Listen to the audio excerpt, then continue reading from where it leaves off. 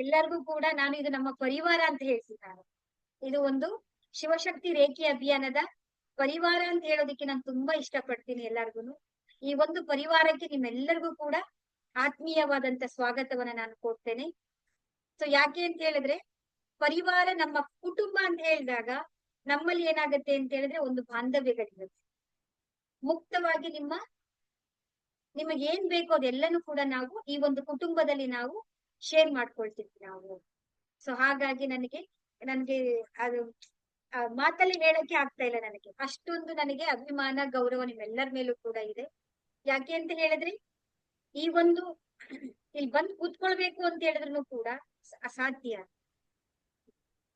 ಆದ್ರೆ ಪರಮಾತ್ಮ ಅನುಗ್ರಹ ಇರೋದಿಕ್ಕೆ ನೀವೆಲ್ಲರೂ ಕೂಡ ಇಲ್ಲಿಗೆ ಬಂದು ನೀವು ಜಾಯಿನ್ ಆಗಿದ್ದೀರಾ.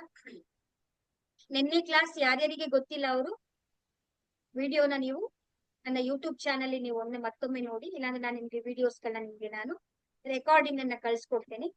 ಈ ದಿನ 2ನೇ ಕ್ಲಾಸ್ ಅಲ್ಲಿ ಹೇಗೆ ಏನು ಅಂತ ಹೇಳಿದ್ರೆ, ನಮ್ಗೆ ನೆನ್ನೆ ನಾವು ತಿಳ್ಕೊಂಡ್ವಿ. ನಾವು ಡಾಕ್ಟರ್ ಮಿಕಾವೊ ಉಸುಯಿ ಅವರು ಹೇಗೆ ಈ ವಿದ್ಯೆಯನ್ನ ಮತ್ತೊಮ್ಮೆ ನಮ್ಮ ವಿದ್ಯೆಯನ್ನ ನಮಗೆ ಅವರು ಪರಿಚಯವನ್ನ ಮಾಡ್ಕೊಟ್ಟಿದ್ದಾರೆ ಅಂತ ಹೇಳಿ, ಅವರ ಒಂದು ಅನುಗ್ರಹದ ಮುಖಾಂತರ ನಮ್ಮೆಲ್ಲರಿಗೂ ಕೂಡ ಮತ್ತೆ ನಾವು ಕಲಿಯುವಂತ ರೀತಿಯಲ್ಲಿ ನಮ್ಗೆ ಸಿಕ್ಕಿದೆ. ನಮ್ಗೆ ಅವ್ರು ಏನ್ ಮಾಡಿದ್ರು ಅಂದ್ರೆ, ಪ್ರತಿಯೊಬ್ಬರಿಗೂ ಕೂಡ ಅವರು ಹೀಲಿಂಗ್ ಅನ್ನ ಮಾಡ್ತಾ ಬಂದ್ರು. ಅವರ ಫ್ರೆಂಡ್ ಇರ್ಬೋದು, ಸುತ್ತಮುತ್ತ ಜನಗಳಿಗೆಲ್ಲರಿಗಿರ್ಬೋದು, ಈ ರೀತಿ ಅವರು ಹೀಲಿಂಗ್ ಅನ್ನ ಮಾಡ್ತಾ ಮಾಡ್ತಾ ಎಲ್ಲರೂ ಕೂಡ ಗುಣಮುಖರಾಗ್ತಾ ಇದ್ರು. ಯಾವುದೇ ರೀತಿಯಾದಂತಹ ಚಾಲೆಂಜಸ್ ಗಳಿದ್ರು ಕೂಡ, ಸಮಸ್ಯೆಗಳಿದ್ರು ಕೂಡ ಅವರು ಪರಿಹಾರಗಳನ್ನ ಮಾಡ್ಕೊಳ್ತಾ ಇದ್ರು. ಆದ್ರೆ ಏನಾಗ್ತಾ ಇತ್ತು ಅಂತ ಹೇಳಿದ್ರೆ, ಸ್ವಲ್ಪ ದಿನಗಳ ನಂತರ ಇವ್ರು ಹೇಳಿ ಕಳ್ಸಿರ್ತಾರೆ, ಇವ್ರಿಗೆಲ್ಲ ಹೀಲಿಂಗ್ ಮಾಡಿರ್ತಾರೆ, ಪ್ರೋಸೆಸ್ ಗಳೆಲ್ಲ ಏನ್ ಫಾಲೋ ಮಾಡ್ಬೇಕು ಅಂತೆಲ್ಲ ಹೇಳಿ ಕಳ್ಸಿರ್ತಾರೆ. ಆದ್ರೆ ಮತ್ತೆ ಸ್ವಲ್ಪ ದಿನ ಬಿಟ್ಟವರು ಪುನಃ ಅದೇ ಪ್ರಾಬ್ಲಮ್ ಗಳಿಂದ ಮತ್ತೆ ಮತ್ತೆ ವಾಪಸ್ ಬರ್ತಾ ಇರ್ತಾರೆ. ಆಗ ಇವ್ರಿಗೆ ಏನ್ ಅನ್ಸುತ್ತೆ ಅಂತ ಹೇಳಿದ್ರೆ, ಒಂದ್ ಯೋಚನೆ ಇವ್ರ ಮೈಂಡ್ ಅಲ್ಲಿ ಓಡ್ತಾ ಬರುತ್ತೆ. ಯಾಕೆ ಇವ್ರಿಗೆ ಮತ್ತೆ ಮತ್ತೆ ಈ ತರ ಆಗ್ತಾ ಇದೆ, ಯಾಕೆ ಮತ್ತೆ ಪುನಃ ಪುನಃ ಸಮಸ್ಯೆಗಳಿಂದ ಅವರು ಬರ್ತಾ ಇದ್ದಾರೆ ಅಂತ. ಆಗ ಇವ್ರಿಗೆ ಗೊತ್ತಾಗೋದು ಏನು ಅಂತ ಹೇಳಿದ್ರೆ, ಅಂದ್ರೆ ಇವ್ರು ಏನ್ ಹೇಳ್ಕೊಡ್ತಾರಲ್ಲ ಅದನ್ನ ಸರಿಯಾದ ರೀತಿಯಲ್ಲಿ ಪಾಲನೆಯನ್ನ ಮಾಡಲ್ಲ. ಸೊ ಯಾವುದೇ ನಿಯಮಗಳನ್ನ ಕೊಟ್ಟಿದಾಗ ಅದನ್ನ ಪ್ರಾಪರ್ ಆಗಿ ನಾವು ಫಾಲೋ ಮಾಡ್ಕೊಳ್ತಾ ಬರ್ಬೇಕು.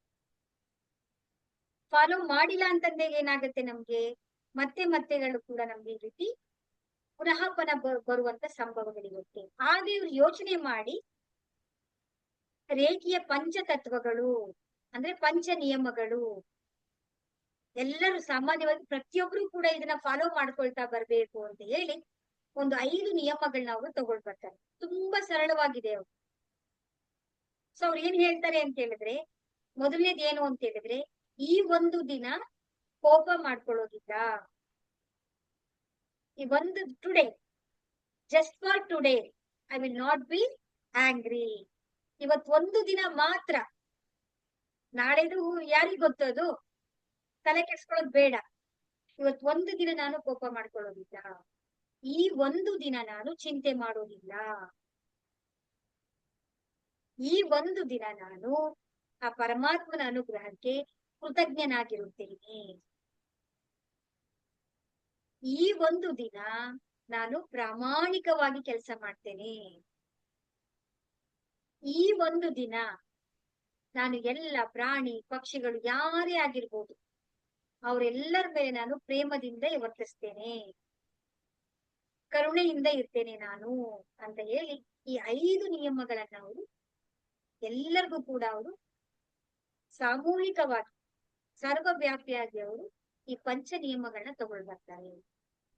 Just for today I will not be angry, just for today I will not be worry, just for today I will do my work honestly, just for today I will grateful, just for today I will be kind to everything and everywhere. ನೋಡಿ, so ಈ ನಿಯಮಗಳನ್ನ ನಾವು ಪಾಲನೆ ಮಾಡ್ತಾ ಮಾಡ್ತಾ ಮಾಡ್ತಾ ಬಂದಾಗ ಏನಾಗುತ್ತೆ ಗೊತ್ತಾ, ಅದಕ್ಕೆ ನಾವು ನಿಮ್ಗೆ ನೇರವಾಗಿ ಹೇಳ್ತೀವಿ. ನಾನು ಹೇಳೋದು ಏನು ಅಂತ ಹೇಳಿದ್ರೆ, ರೇಖಿಗೆ ಬಂದ ಮೇಲೆ ನಿಮ್ಮ ಕರ್ಮ ಬಂಧನವನ್ನು ಕೂಡ ನಾವು ಕಟ್ ಮಾಡ್ಕೊಳ್ಬಹುದು. ನಮ್ಮ ಕರ್ಮವನ್ನು ಕೂಡ ನಾವು ಕಟ್ ಮಾಡಬಹುದು. ಕರೆಕ್ಟ್ ಆಗಿ ನೀವು ಅದನ್ನ ಅರ್ಥ ಮಾಡ್ಕೊಳ್ಳಿ. ಕರ್ಮನು ಕೂಡ ನಾವು ಇಲ್ಲಿ ಕಡಿಮೆ ಮಾಡ್ಕೊಳ್ತಾ ಬರ್ಬಹುದು, ಕರ್ಮ ಬಂಧನವನ್ನೇ ನಾವು ಕಟ್ ಮಾಡಬಹುದು. ಅಷ್ಟು ಅದ್ಭುತವಾದಂತಹ ಒಂದು ಈ ಒಂದು ರೇಖೆಯ ಮುಖಾಂತರ ಎಲ್ಲರಿಗೂ ಕೂಡ ಇರುವಂತ ಭಾಗ್ಯ ಸೌಭಾಗ್ಯ ಅಂತಾನೆ ನಾವು ಹೇಳ್ಬೋದು. ಹೇಗೆ ನಮ್ಮ ಕರ್ಮ ಬಂಧನ ಕಟ್ಟಾಗುತ್ತೆ ನೇರವಾಗಿ ನಾನು ನಿಮ್ಗೆ ಹೇಳುವಂತದ್ದು, ಸರಳವಾಗಿರುವಂತದ್ದು. ನಾವು ಯೋಚನೆ ಮಾಡಿ ನಾವು ಇನ್ನೊಬ್ಬರಿಗೆ ಹೀಲಿಂಗ್ ಮಾಡಿದ್ರೆ ಕರ್ಮ ಬಂದ್ಬಿಡುತ್ತಾ, ಕರ್ಮ ಕಟ್ಟಾಗುತ್ತಾ, ಎಷ್ಟು ದಿನ ಕರ್ಮ ಇರುತ್ತೆ, ಹಾಗೆ ಹೀಗೆ ಅಂತ ನಾವು ತುಂಬಾ ಗೊಂದಲ ನಾವು ಮಾಡ್ಕೊಂಡಿರ್ತೀವಿ. ಇವತ್ತೊಂದು ದಿನ ನಾವು ಕರುಣೆ ಪ್ರೇಮದಿಂದ ಇದ್ದಾಗ ನಮ್ಮ ನಡುವೆ ವೈಮನಸ್ಗಳು ಎಲ್ಲಿ ಬರುತ್ತೆ ಯೋಚನೆ ಮಾಡಿ. ನಮ್ ಸುತ್ತ ಯಾರು ಇರ್ತಾರ, ಜಸ್ಟ್ ಒಬ್ರು ಇಬ್ರು ಇದ್ರು ಅಂದ್ರು ಅಲ್ಲಿ ಜೊತೆಗೆ ನಾವು ಕರುಣೆಯಿಂದ ಇದ್ದಾಗ ನಮ್ಮ ಮನಸ್ಸಿನೊಳಗಡೆ ಅಶಾಂತಿ ಎಲ್ಲಿ ಬರಕ್ ಸಾಧ್ಯ ಆಗತ್ತೆ? ಹೌದಲ್ವಾ? ನಾವು ಕೆಲಸವನ್ನ ಪ್ರಾಮಾಣಿಕತೆಯಿಂದ 100% ನಾವು ಅದ್ರಲ್ಲಿ ಇನ್ವಾಲ್ವ್ ಆಗಿ ಮಾಡ್ತು ಅಂತ ಹೇಳಿದ್ರೆ ನಮ್ಗೆ ಟೆನ್ಷನ್ ಇರುತ್ತಾ, ಒತ್ತಡ ಇರುತ್ತಾ? ನಮ್ಗೆ ಕೆಲಸನ ನಾವು ಹೇಗ್ ಮಾಡಿದ್ವಿ ಅನ್ನೋದೇ ಗೊತ್ತಾಗಲ್ವಲ್ಲ ನಮ್ಗೆ. 100% ನೀವು ಪ್ರಾಮಾಣಿಕವಾಗಿ ಕೆಲಸ ಮಾಡಿದ್ಮೇಲೆ ರಿಸಲ್ಟ್ ಬರ್ಲೇಬೇಕಲ್ಲ, ಹೌದಲ್ವಾ? ರಿಸಲ್ಟ್ ಬಂದೇ ಬರೋದು. ಇವತ್ತು ನಾನು ಎಕ್ಸಾಮ್ ಓದಿದೀನಿ ಅಂದ್ರೆ ಅದನ್ನ ಬರ್ದೇ ಬರಿತೀವಿ ನಾವು. ನಂಗೆ ಕೆಲಸ ಗೊತ್ತಿದೆ ಅಂತ ಹೇಳಿದ್ರೆ ನಾವು ಕೆಲಸ ಕರೆಕ್ಟ್ ಆಗಿ ಮಾಡೇ ಮಾಡ್ತೀವಿ ಅಲ್ವಾ? ನಮ್ಗೆ ಅದ್ರ ಬಗ್ಗೆ ಗೊಂದಲನೇ ಇರೋದಿಲ್ಲ. ಮತ್ತೆ ಆ ಪರಮಾತ್ಮ ಪ್ರತಿ ದಿನ ನಮ್ಗೆ ಏನೇನ್ ಕೊಟ್ಟಿದ್ದಾನೆ ನೋಡಿ, ಅದಕ್ಕೆ ನಾವು ಗ್ರಾಟಿಟ್ಯೂಡ್ ಹೇಳ್ತಾ ಬಂದ್ವಿ. ಎಷ್ಟು ಗ್ರಾಟಿಟ್ಯೂಡ್ ಹೇಳ್ಬೇಕು ಅಂತ ಹೇಳಿದ್ರೆ ನಾವು ಒಂದು ಸಲ ನೀವು ಯೋಚನೆ ಮಾಡ್ಬೇಕು. ಎಷ್ಟೋ ಜನಕ್ಕೆ ಮನೆ ಇಲ್ಲ, ಎಷ್ಟೋ ಜನಕ್ಕೆ ಊಟ ಇಲ್ಲ, ಎಷ್ಟೋ ಜನಕ್ಕೆ ತಂದೆ ತಾಯಿನೇ ಇಲ್ಲ, ಮಕ್ಕಳುಗಳೇ ಇಲ್ಲ, ಫ್ಯಾಮಿಲಿ ಇಲ್ಲ, ಕುಟುಂಬನೇ ಇಲ್ಲ, ಹೌದಲ್ವಾ? ಆ ಪರಮಾತ್ಮ ನಮ್ಗೆ ಏನೇನ್ ಕೊಟ್ಟಿದ್ದಾನೆ ಹೇಳಿ. ಕೆಲವ್ರಿಗೆ ಆರೋಗ್ಯನೂ ಇಲ್ಲ, ಕೆಲವ್ರ ಕೈ ಇಲ್ಲ, ಕಾಲಿಲ್ಲ, ನೋಡಕ್ಕೆ ಕಣ್ಣಿಲ್ಲ. ಆದ್ರೆ ನಮಗೆ ನಮ್ಮ ಪರಿಸ್ಥಿತಿಯಲ್ಲಿ ನಮ್ಗೆ ಏನೆಲ್ಲ ಕೊಟ್ಟಿದ್ದಾನೆ ಪರಮಾತ್ಮ ನೋಡಿ. ಹಿಂದಿನ ಕಾಲದಲ್ಲಿ ಒಂದ್ ಬಿನ್ಗೆ ನೀರ್ ತರಬೇಕು ಅಂತ ಹೇಳಿದ್ರೆ ಎಷ್ಟು ಕಿಲೋಮೀಟರ್ ದೂರ ಹೋಗ್ಬೇಕಿತ್ತು? ಹೆಣ್ಣು ಮಗಳು ಒಂದು ಬಿನ್ಗೆ ನೀರ್ ತರಬೇಕು ಅಂದ್ರೆ ಅವ್ರು ಎಷ್ಟು ದೂರ ಹೋಗ್ಬೇಕಿತ್ತು? 1 kg ಅಕ್ಕಿ ರೆಡಿ ಮಾಡ್ಬೇಕು ಅಂದ್ರೆ ಎಷ್ಟು ಭತ್ತ ಕುಟ್ಬೇಕಿತ್ತು ಅವರು? ಒಂದು ತರಕಾರಿ ಬರ್ಬೇಕು ಅಂತ ಹೇಳಿದ್ರೆ ಅವ್ರು ಹೊಲದಲ್ಲೇ ಹೋಗಿ ಇಟ್ಕೊಂಡ್ ಬಂದು ಮಾಡ್ತಾ ಇದ್ರು. ಬಟ್ ಇವಾಗ ಏನಿದೆ, ಜಸ್ಟ್ ಒಂದು ಮೊಬೈಲ್ ಇದ್ರೆ ಸಾಕು, ಆರ್ಡರ್ ಮಾಡಿ ಕೂತ್ಕೊಂಡು ನಾವು ಸ್ವಿಗ್ಗಿ ಮಾಡ್ಬೋದು, ಹೌದಲ್ವಾ? ಮನೆಗೆ ಏನ್ ಬೇಕಾದ್ರೆ ಮನೆಯಲ್ಲಿ ಕೂತ್ಕೊಂಡು ನಾವು ಆರ್ಡರ್ ಮಾಡಿದ್ರೆ ನಮ್ಗೆ ಮನೆಗೆ ಬರುತ್ತೆ. ಅಂದ್ರೆ ನೋಡಿ, ಇವತ್ತು ನಾವು ಜ್ಞಾನವನ್ನು ಕೂಡ ಇವತ್ತು ನಾವು ಝೂಮ್ ಬಾಬಾನ್ ಮುಖಾಂತರ ಕಲಿತಾ ಇದೀವಿ. ನಾವ್ ಎಲ್ಲಿಗೂ ಬೆಟ್ಟಕ್ಕೆ ಹೋಗಿದೀವ, ಕಾಡ್ಗೆ ಹೋಗಿದೀವ, ಮನೆ ಬಿಟ್ಟಿದೀವ, ಸಂಸಾರ ಬಿಟ್ಟಿದೀವ ನಾವು, ಅಲ್ವಾ? ಹಿಂದೆ ಜ್ಞಾನವನ್ನ ಪಡ್ಕೊಳ್ಬೇಕು, ತಪಸ್ಸನ್ನ ಮಾಡ್ಬೇಕು ಅಂದ್ರೆ ಎಲ್ಲವನ್ನು ಬಿಟ್ಟು ಹೋಗ್ತಾ ಇದ್ರು. ಆದ್ರೆ ನಾವ್ ಎಂತ ಯುಗದಲ್ಲಿ ಇದೀವಿ ಅಂತ ಹೇಳಿದ್ರೆ ಇದಕ್ಕೆ ಸುವರ್ಣ ಯುಗನೇ ಅಂತ ಹೇಳ್ಬೋದು. ನಮ್ಮಂತ ಎಲ್ಲ ಸೌಲಭ್ಯವನ್ನ ಹೊಂದಿರುವಂತ, ಎಲ್ಲ ಆಪರ್ಚುನಿಟಿಗಳಿರುವಂತಹ ಒಂದು ಯುಗದಲ್ಲಿ ನಾವಿದೀವಿ ನಾವು. ಆದ್ರೆ ನಾವು ಕೃತಜ್ಞರಾಗಿದ್ದೀವ? ನಾವು ಹೇಳ್ತಾ ಇರೋದು ಏನ್ ಯಾವಾಗ್ಲೂ, ನನ್ಗ ಅದಿಲ್ಲ, ಇದಿಲ್ಲ, ಇದು ಬೇಕಿಲ್ಲ, ಬರೀ ನಾವು ಇಲ್ಲ ಅನ್ನೋದನ್ನೇ ಹೇಳ್ತಾ ಇದೀವಲ್ವಾ? ನಾವೆಷ್ಟು ಅದೊಂದು ಕ್ಷಣ ನಾವು ಕೃತಜ್ಞತರಾಗಿದ್ಬಿಟ್ರೆ ಇವತ್ ಬೆಳಿಗ್ಗೆ ಮಲಗಿರೋರು ಎಷ್ಟೋ ಜನ ನಾಳೆ ಬೆಳಿಗ್ಗೆ ಎದ್ದೇಳಲ್ಲ, ಸೂರ್ಯೋದಯನೇ ನೋಡಲ್ಲ ಕೆಲವರೆಲ್ಲ. ಬಟ್ ನಾವು ಎಷ್ಟ್ ಅಂದ್ರೆ ಎಷ್ಟು ಮಿರಾಕಲ್ ಆಗಿ ನಾವು ಆ ಪರಮಾತ್ಮನ ಶಕ್ತಿ ನಮ್ಮ ಜೊತೆಗಿದೆ. ಆ ಪರಮಾತ್ಮ ಎಷ್ಟು ನಮ್ಮನ್ನ ಏನ್ ಅವಶ್ಯಕತೆ ಬೇಕು ಅದೆಲ್ಲವನ್ನ ಕೊಟ್ಟಿದ್ದಾನೆ. ಆದ್ರೆ ನಾವು ಏನ್ ಮಾಡ್ತಾ ಇದೀವಿ ಅಂದ್ರೆ ನಮ್ಮದೇ ಆದಂತ ಒಂದು ಅದಿಲ್ಲ, ಇದಿಲ್ಲ, ಈ ತೊಂದ್ರೆ ಅಂತ ಹೇಳಿ ನಾವೇ ಒಳಗಡೆ ನಾವು ಕೊರಗ್ತಾ ಇದ್ದೀವಿ, ಚಿಂತೆನಲ್ಲಿ ಇದ್ದೀವಿ ನಾವು. ಅದಕ್ಕೆ ಮೊದ್ಲು ನಾವೇನ್ ಮಾಡ್ಬೇಕು ಅಂದ್ರೆ ಆ ಪರಮಾತ್ಮ ಏನ್ ಕೊಟ್ಟಿದಾನಲ್ವಾ, ಫಸ್ಟ್ ಅದನ್ನ ನಾವು ನೋಡ್ಬೇಕು. ನಾವು ಯಾವಾಗ ನನ್ನ ಹತ್ರ ಏನಿದೆ ಅನ್ನೋದು ನಮ್ಗೆ ಗೊತ್ತಾಗುತ್ತಲ್ವಾ, ಆ ಹೃದಯದಿಂದ ಗ್ರಾಟಿಟ್ಯೂಡ್ ಬರುತ್ತೆ ನಮ್ಗೆ. ಎಷ್ಟೋ ಜನರಿಗೆ ಗಂಡ ಸರಿ ಇಲ್ಲ, ಹೆಂಡತಿ ಸರಿ ಇಲ್ಲ, ಮಕ್ಳು ಸರಿ ಇರಲ್ಲ, ಎಂತೆಂತ ಸಿಚುವೇಶನ್ಸ್ ಗಳು ನೀವೆಲ್ಲರೂ ನೋಡಿರ್ತೀರ. ನಾವು ಎಷ್ಟು ಪುಣ್ಯವಂತರಿದ್ದೀವಿ ಅಲ್ವಾ ನಾವು. ಇದೆಲ್ಲ ಯೋಚನೆ ಮಾಡಿದಾಗ ನಮ್ ಚಿಂತೆನೆ ಬರಲ್ವೇ? ಚಿಂತೆ ಬಂದಿಲ್ಲ ಅಂದ್ರೆ ಕೋಪ ಬರಲ್ಲ ನೋಡಿ. ಸಿಂಪಲ್ ಆಗಿರುವಂತದನ್ನ ನಾವು ಒಂದು ಚೂರು ಜಾಗೃತರಾಗ್ಬಿಟ್ರು ಅಂತ ಹೇಳಿದ್ರೆ, ಒಂದು ಸ್ವಲ್ಪ ನಮ್ಮಲ್ಲಿ ಅವೇರ್ನೆಸ್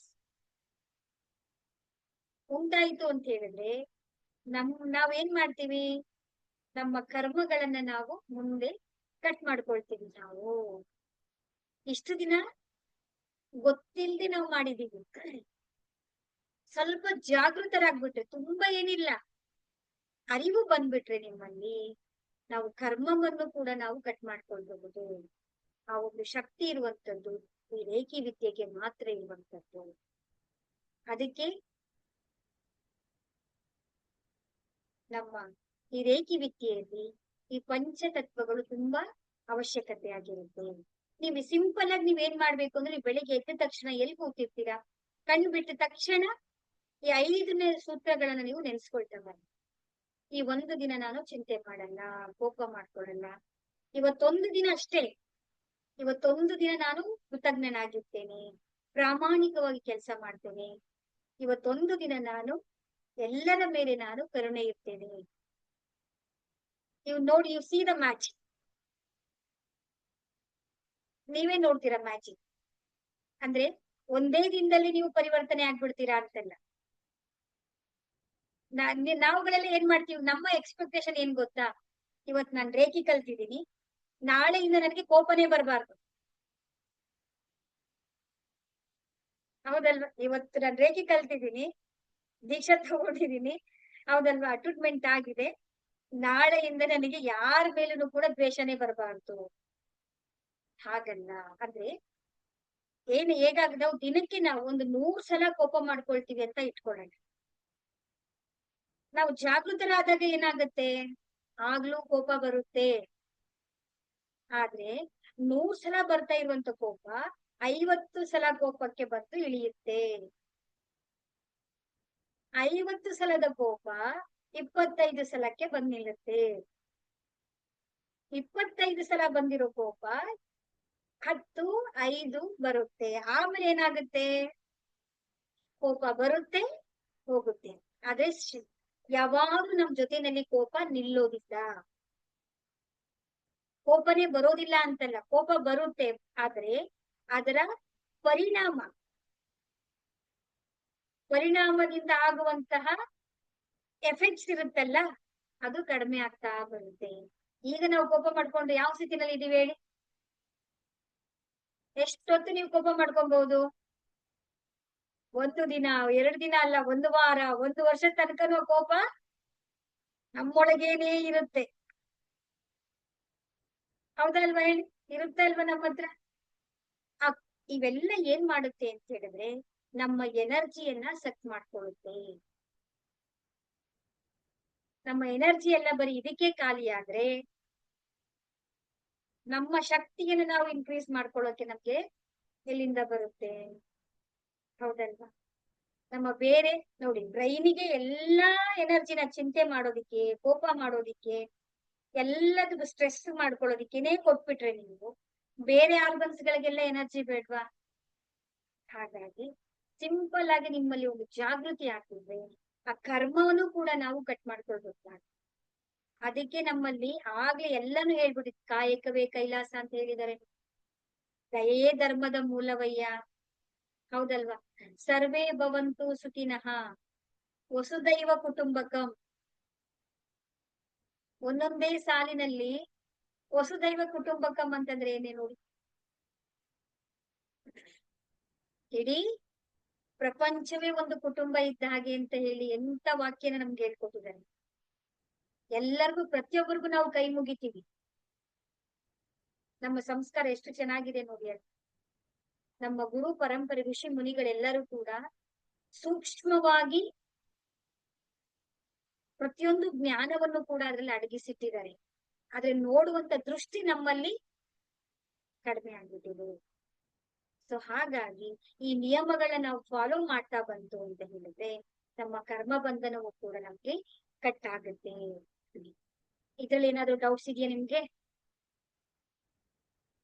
ಇದನ್ನ ನಾವು ಫಾಲೋ ಮಾಡ್ತಾ ಮಾಡ್ತಾ ಬಂತು ಅಂತ ಹೇಳಿದ್ರೆ ನಮ್ಮ ಎಲ್ಲ ರಂಗದಲ್ಲೂ ಕೂಡ ನಾವು ಒಂದೊಂದಾಗಿ ನಾವು ಸಕ್ಸಸ್ ಅನ್ನ ಪಡ್ಕೊಳ್ಳೋದಿಕ್ಕೆ ಸಾಧ್ಯ ಆಗುತ್ತೆ. ಇದ್ರಲ್ಲಿ ಏನಾದ್ರು ಡೌಟ್ಸ್ ಇದೆಯಾ?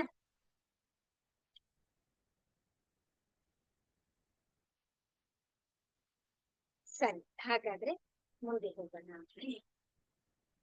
ಹೌದಲ್ಲ?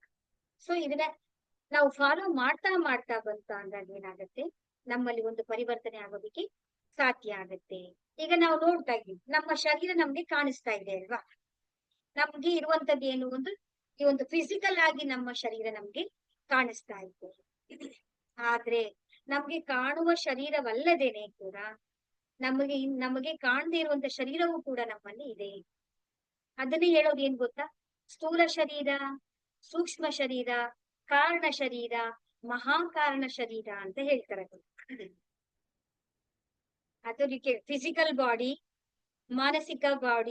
ಮಾನಸಿಕ ಶರೀರ, ಭಾವನಾತ್ಮಕ ಶರೀರ, ವಿಜ್ಞಾನಮಯ ಕೋಶ, ಅನ್ನಮಯ ಕೋಶ, ಜ್ಞಾನಮಯ ಕೋಶ ಅಂತೇಳಿ ನಾವು ಕರಿತೀವಿ. ಸೊ ಹೇಗೆ ಅಂತ ಹೇಳ್ತು ಅಂತ ಹೇಳಿದ್ರೆ, ಈಗ ನಮ್ಗೆ ಒಂದು ಜ್ವರ ಬರುತ್ತೆ ಅಂತ ಇಟ್ಕೊಳ್ಳಿ, ಅಥವಾ ಜ್ವರ ಬಂತು ಅಂತ ಹೇಳಿದ್ರೆ ಡೈರೆಕ್ಟ್ ಆಗಿ ನಮ್ಮ ಫಿಸಿಕಲ್ ಬಾಡಿಗೆ ಬಂದಿರುತ್ತಾ? ಅದು ಇಲ್ಲ. ಫಸ್ಟ್ ಈ ಒಂದು ಎಥಿರ್ ಬಾಡಿಗೆ, ನಮ್ಗೆ ಈ ಒಂದು ಫಿಸಿಕಲ್ ಬಾಡಿಗೆ ನಮ್ಗೆ ಆ ಒಂದು ಜ್ವರ ಬರ್ಬೇಕು ಅಥವಾ ಒಂದು ಯಾವ್ದಾರ ಕಾಯಿಲೆ ಬರ್ಬೇಕು, ಏನಾದ್ರು ನಮ್ಮ ಹೆಲ್ತ್ ಇಶ್ಯೂಸ್ ಗಳು ಬರ್ಬೇಕು ಅಂತ ಹೇಳಿದ್ರೆ ಅದು ಎಲ್ಲಿಂದ ದಾಟ್ಕೊಂಡ್ ಬರ್ಬೇಕು ಗೊತ್ತಾ? ಕಾರಣ ಶರೀರ, ಮಹಾಕಾರಣ ಶರೀರ, ಸೂಕ್ಷ್ಮ ಶರೀರವನ್ನ ದಾಟ್ಕೊಂಡು ಆಮೇಲೆ ನಮ್ಮ ಸ್ಥೂಲ ಶರೀರಕ್ಕೆ ಕಾಯಿಲೆಗಳು ಬರುವಂತದ್ದು. ಹೌದಲ್ಲ? ಹಾಗೆ ಒಂದೊಂದು ನೋಡಿ ನಮ್ಗೆ ಕಾಣಿಸ್ತೇ ಇಲ್ಲ ಅದು, ಆದ್ರೆ ಎಷ್ಟೋ ವರ್ಷಗಳ ಹಿಂದೆನೆ ಕೂಡ ಎಷ್ಟೋ ದಿನಗಳ ಕಾಲ, ಎಷ್ಟೋ ತಿಂಗಳ ಕಾಲ ನಮ್ಮ ಕಣ್ಣಿಗೆ ಕಾಣಿಸದೇ ಇರುವಂತ ಶರೀರಗಳಿರುತ್ತೆ. ಆ ಶರೀರಗಳಲ್ಲಿ ಎನರ್ಜಿ ಇರುತ್ತೆ. ಆ ಎನರ್ಜಿ ಡಿಸ್ಟರ್ಬೆನ್ಸ್ ಆಗಿ ಅಲ್ಲಿಂದ ಒಂದೊಂದೇ ಲೇಯರ್